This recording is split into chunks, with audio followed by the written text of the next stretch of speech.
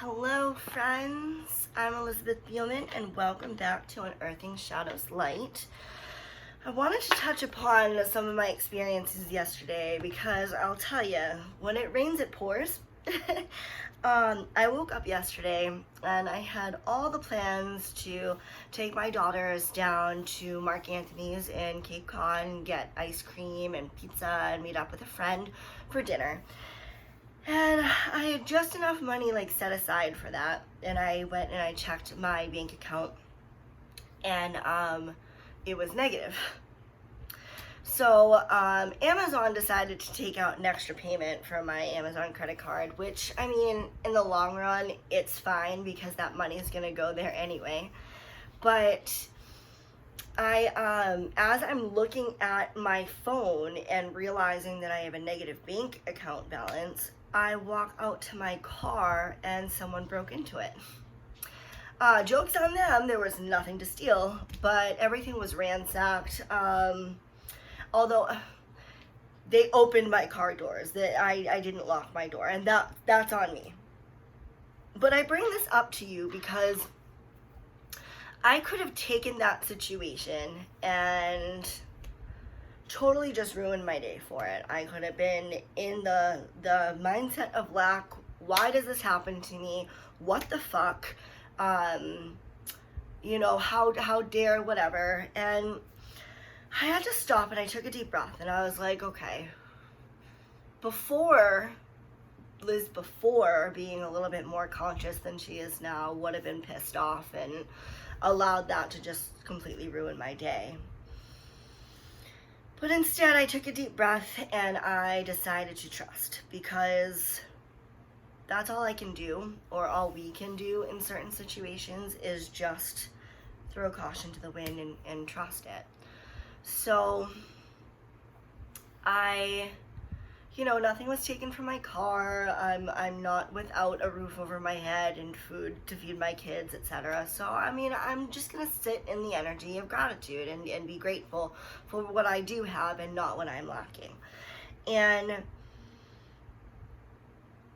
my daughter Amel, who she's such a bright light in this world, and I told her, she was around when I saw my car and whatnot, and she goes, well, maybe we weren't supposed to go to the Cape today. Maybe we're supposed to do something else. And, maybe we weren't supposed to go spend any money. And you know what? She's exactly correct. Maybe we were not. Sometimes the universe, we plan, God laughs, right? So sometimes the universe has other plans for us. Now, nothing crazy went on yesterday. We hung out, we got pizza, we watched Zombieland. We love horror movies, so I showed the girls Zombieland. They liked it. And it was just a wonderful evening.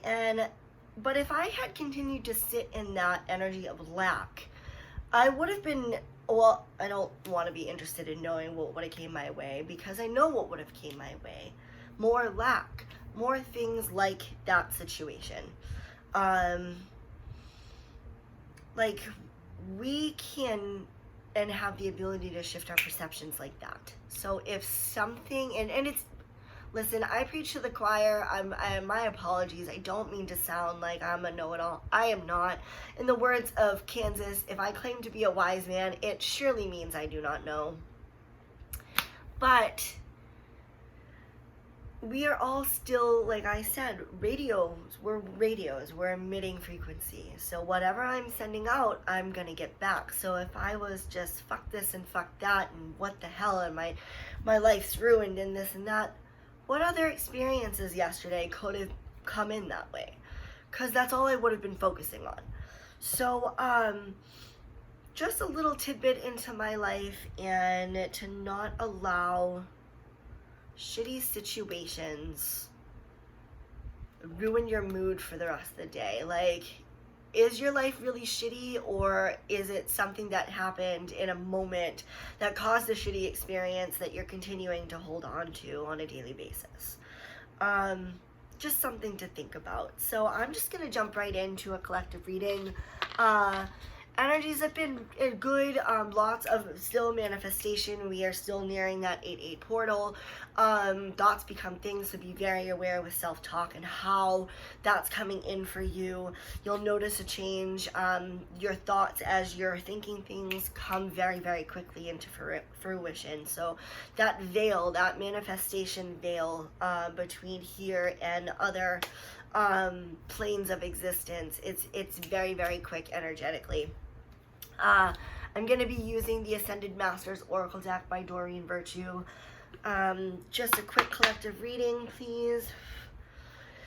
Angels, guides, loved ones, please step in and show me what the collective needs to hear today.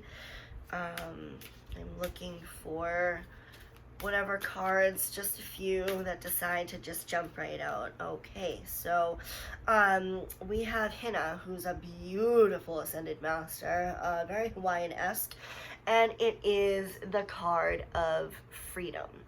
And interesting, because that goes right along with what I was saying about the experience I had. I decided to not cage my thoughts into a fear-based mentality.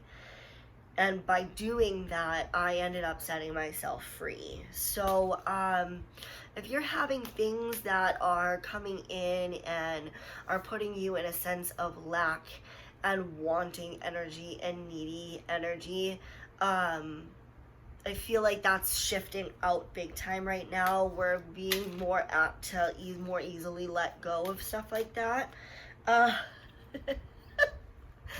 Oh my goodness, universe, I love you so much. Let go of something like that, and I pull Surface Bay, go now. So yes, letting go of all that negative context, that negative self-talk, the shitstorms that go on in our head that continue to bring us to lack. So I'm looking for at least 2 more cards, guys. 2 more cards, please jump. Nope, that's way too many. Way too many. 2 more cards. Okay, so we got 3. Let It Go. Let It Go. Let It Go. By Kuan Yin. Oh, Kuan Yin, love you. Not holding on to the shit. Freedom. Go now. Let it go. We don't need to hold on to the baggage. If you continue to hold on to the baggage, we're not moving forward. So yes, you can have a moment. You can have human moments. Lord knows I do. You know, of the fuck this and fuck that and shit kind of deal. But don't live there. That is the main basis, is not living there. It's touching upon it, understanding that it's there, leaning into it, and allowing. Again, not being for or against, but rather allowing things to kind of just flow. I have Open Your Heart to Love by Jesus. So yes, being in that energy of love and understanding, compassion. Kuan Yin is symbolizes compassion as well. She's the Ascended Master with 1,000 arms. She was given the chance to completely rise up and be enlightened, and she chose to stay behind for the greater good. To take on all the pain of the collective and heal it. So kind of very similar in a sense to the way that Jesus, lived his life. He sacrificed himself for the greater good of others, and so did Kuan Yin. So and I'd be interested, I'd have to do my research on Hina and Surface Bay, because I don't know their backstories, but I'm assuming that it's similar. It's breaking free, letting go of what no longer serves us, and opening our heart. Don't let the world or the situations at hand that you've been through make you jaded. And the last 2 cards is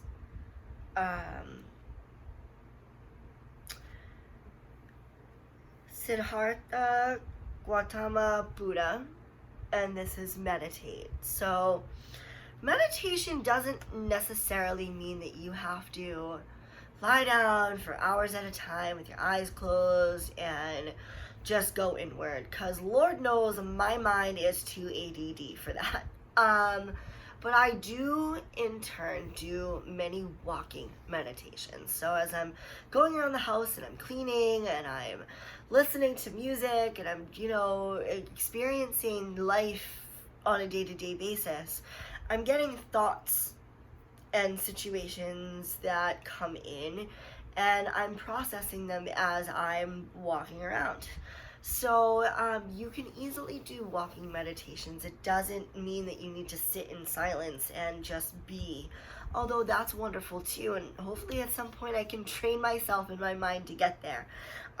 But it's completely okay to just walk around and allow life to just kind of flow in. And we don't have to hold on to it. We just kind of allow it in and out. We let it flow. Don't be for or against it. Allow it. Allow it to come in. Be the observer of the thoughts. And El Moria is the last. I'll probably pick one more card, but this is clear and shield your energy. So a lot of those lower vibrational things that come in, the shitstorms, the situational setbacks, like something that I dealt with yesterday, I shielded my energy after that, because I knew that if I didn't, there's a big possibility that more things like that could continue to come in, and I just needed to be very aware of my own energy and where my thoughts were, because thoughts become things. So like what you're putting out frequency wise, you're getting back. So be very, very, very aware of that. I can't drive that home enough. I'm looking for one more card. Oh, thank you. Manjushri. And it's listen.